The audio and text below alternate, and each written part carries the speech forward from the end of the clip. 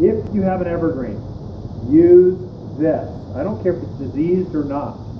This is plant protector. It's kind of like an antibiotic or it's a systemic the plant absorbs through the roots, and it just keeps the cambium layer, the tips, it deals with scale, flathead borers, bark beetles, things that eat underneath the bark.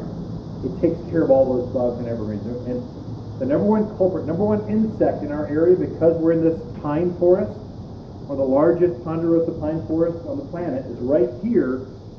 Certain insects have adapted to feed off of the pine forest, or your junipers, or the evergreens. This helps keep them at bay.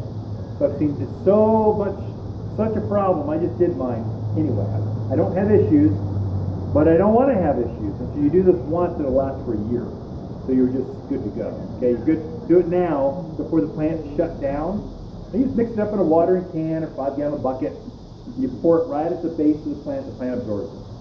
Second, keep the plants healthy. Food and water, how you keep strong and healthy, right? The right kind of nutrients, just like humans, keep you stronger. If you get the flu, you can't sip it for a few days, and you're better. You're out hiking the trails again.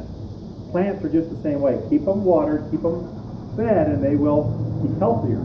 If they do get attacked, they can handle that. They can deal with it. And so, in about 2-3 weeks, fertilize with the all-purpose plant food.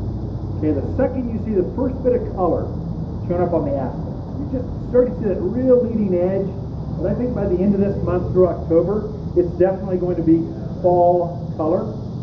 Put this on just around the drip line of your evergreens, the native things, and it will set the stage for healthier. It'll get through winter. If we get a harsh winter, you just never know what winter's going to be here. It could be glorious or it could be like dry as a bone. This helps it get through that, and then it'll set the stage for better spring growth or candle growth, that elongation of the needles. It'll help maximize that. So those are 2 bits of advice I can give you.